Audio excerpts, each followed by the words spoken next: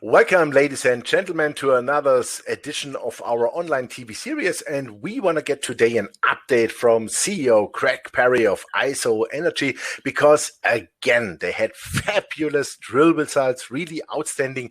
And we know uranium is not yet hot. It is hot in the sense of e-mobility and power generation without any emissions, that is for sure. But the uranium price has not yet reacted. But IsoEnergy drilled 48.8% over 5 meters in a southern step-out hole. And we want to talk about it. Craig, good morning to Canada. How are you? Good morning, Jochen. How are you?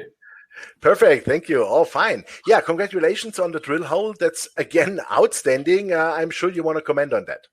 Yeah, Jochen, look, we're thrilled to bits with how this program's gone. You don't see too many drill holes like that in your life. 5 meters at nearly 49% U3O8. If you're to stick that in gold equivalent terms, that's 5 meters at about 500 grams per ton gold. So quite an extraordinary result. I'm thrilled for the team. And I suppose our Hurricane deposit is really shaping up to be a serious high-grade discovery. Mm-hmm. Absolutely.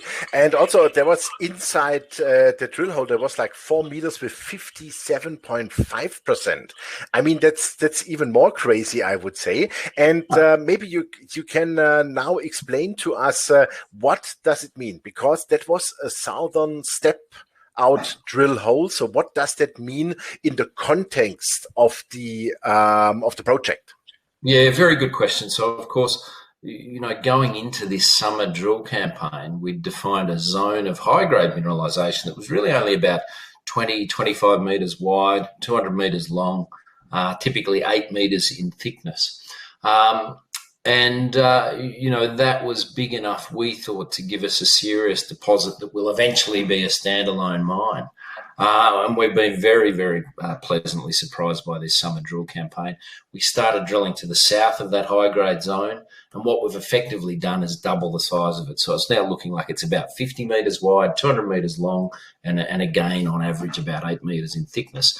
And that's at those sorts of grades, we're talking about grades well north of 10% there, and as you say, all the way up to 60%, even over thinner intervals up to 80%. U3O8, so you're pushing the boundaries of stoichiometry there, but you can fit a lot of, and of course the Athabasca Basin is known for these incredibly high-grade deposits. They are the densest accumulations of mineral wealth on the crust of the planet, and so we think that we've got what is a sizable, very big, really.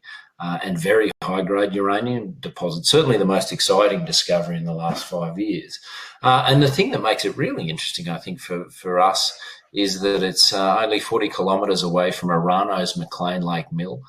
We're surrounded by all the infrastructure you need to build a mine. And, of course, it's in the eastern Athabasca, which, is the best place on the planet to build a uranium mine. So, we're in really, really great shape here.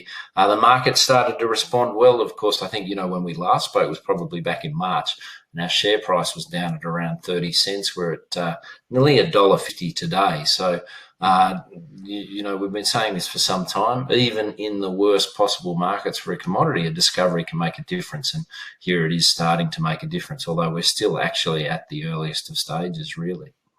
Mm-hmm, absolutely. And what would that mean now, let's say, because you have this H, I, and J fault, yeah? Yes. And also we are reading like that the intense mineralization of over 30 meters to the south is now moving parallel. So what does that mean now?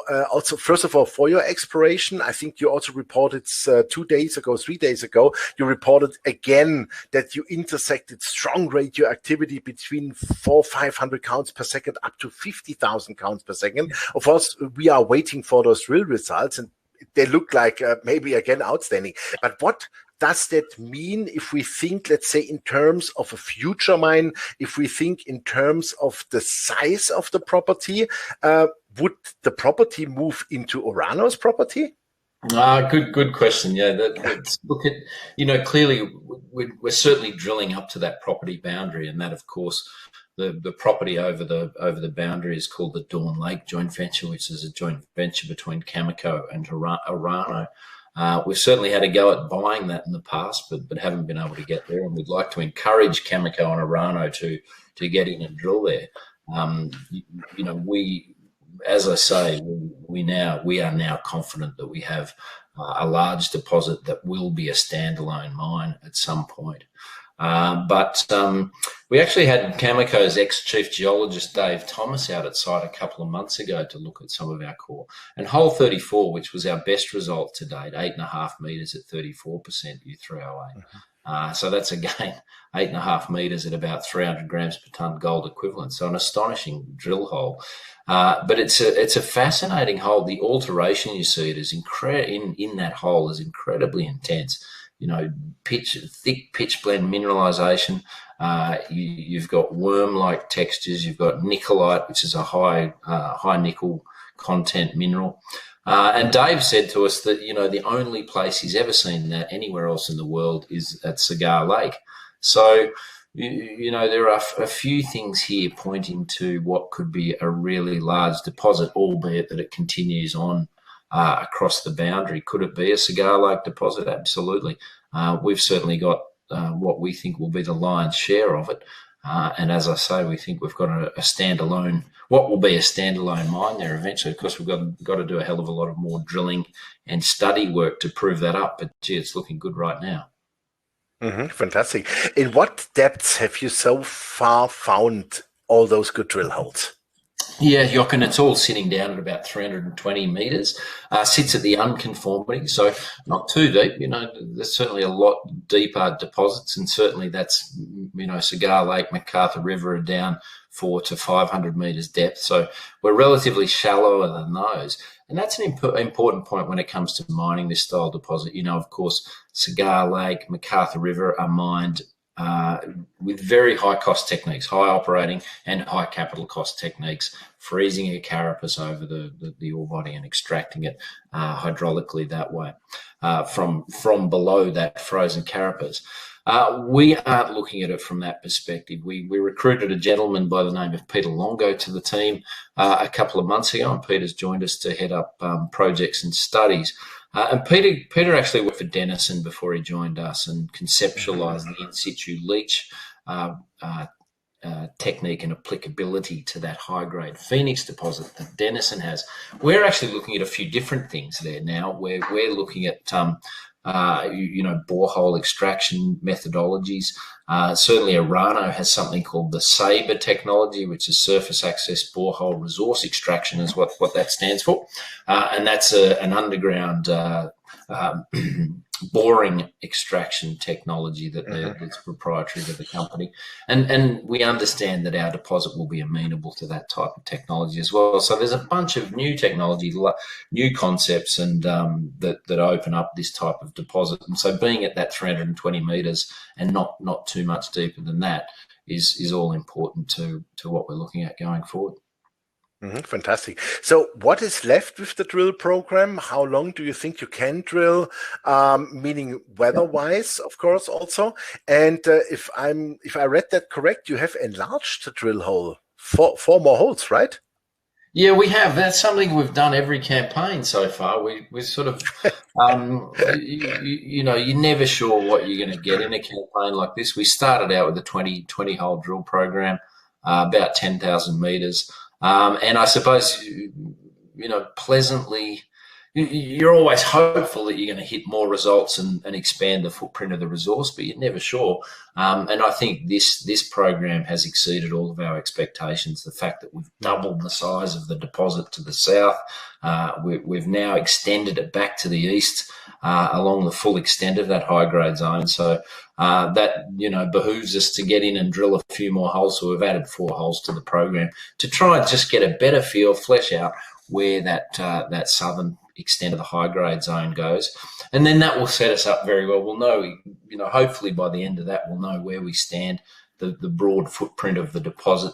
And then we're well informed to launch a winter drill campaign, an expanded winter campaign that will include both, further exploration drilling, to better define the margins of the deposit. We'll be doing infill drilling, resource delineation type drilling to help our ore body knowledge and understanding there. And then we'll also probably get out and do some more exploration drilling out along that strike, because if this has told us one thing this campaign, it's that this Larocque's conductor that our hurricane deposit sits on is highly fertile for uranium mineralization, and these can be very high-grade large deposits. So again, we're very much warranted in getting out and drilling further along to the east along that Larocque East conductor and testing some more targets that we've got out there. And we've got a huge amount of targets out there as well, Jochen. Cameco drilled a number of holes over the last 20 years out in that eastern flank of the conductor.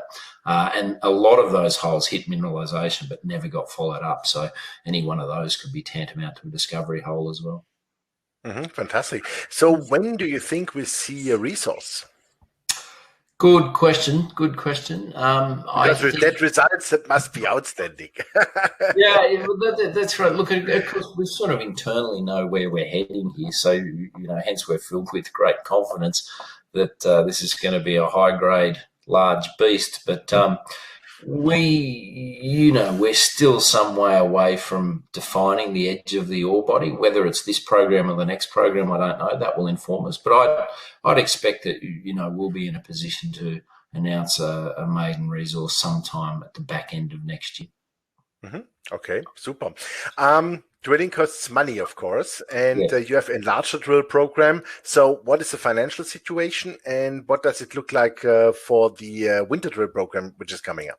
Yeah, absolutely. So, of course, since we last spoke, we completed a deal with Queen's Road Capital. Queen's Road Capital have given us $9.5 million. Of course, Queen's Road's led by Warren Gilman, and is a very well-known banker and fund manager.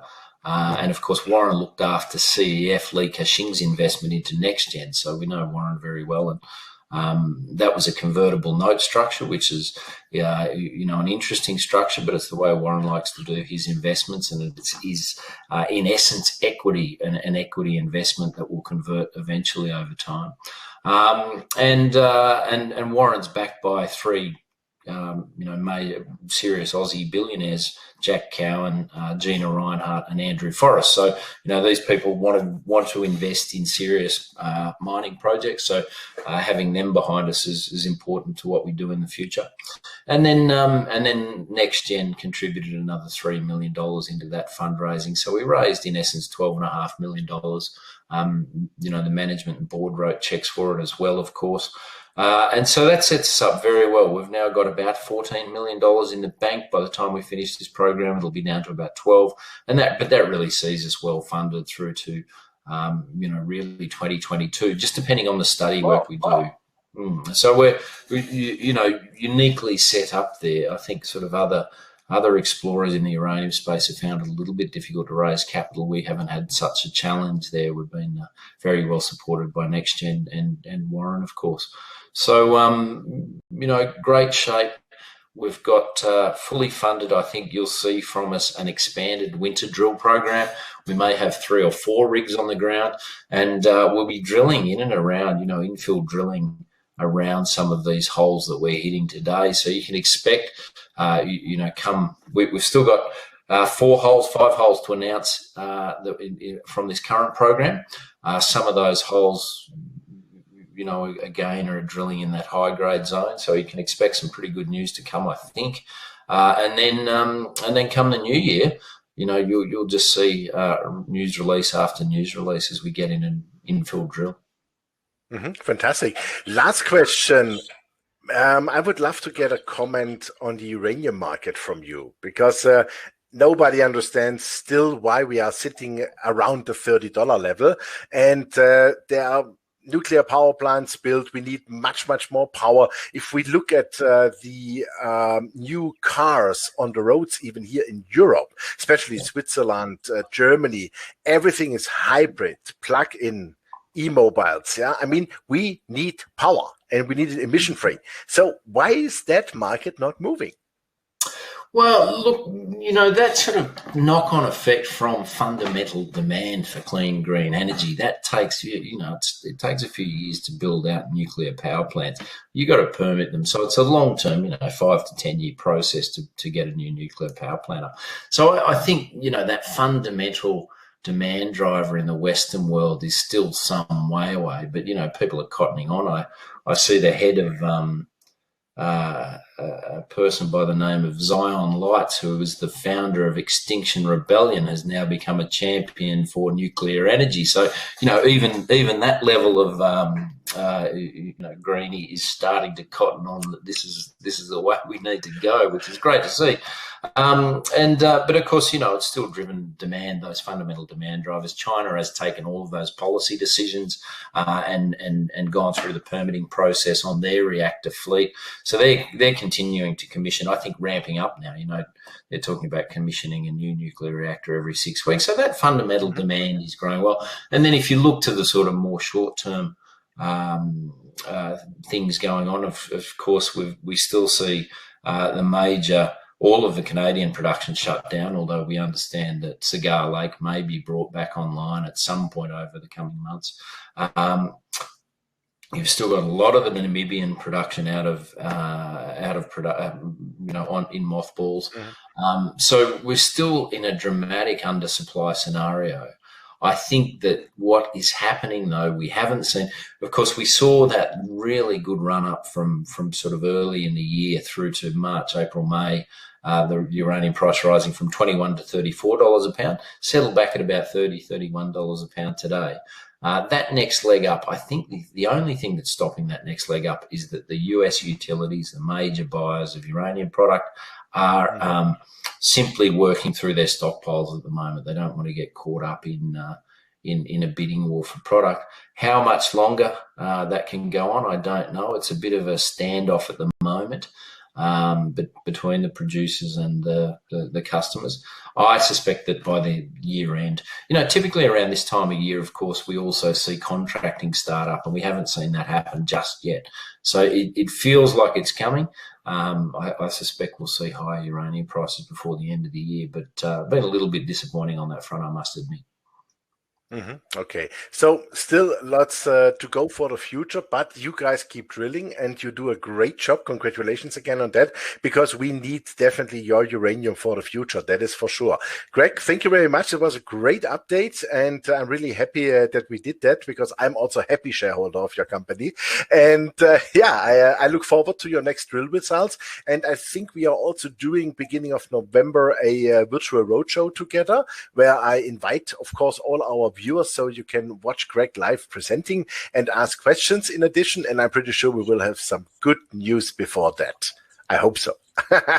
Super, Greg. Thank you very much. All the best and enjoy your day. Fantastic, Jochen. Great to speak with you as always. Thank you very much. We'll speak soon. Thank you.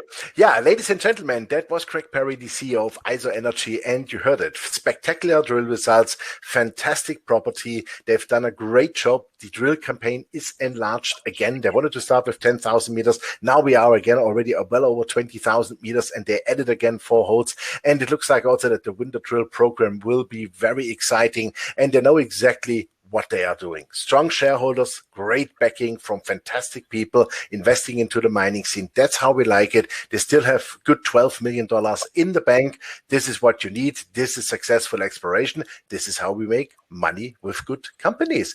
Thanks for watching us, and bye-bye from Switzerland.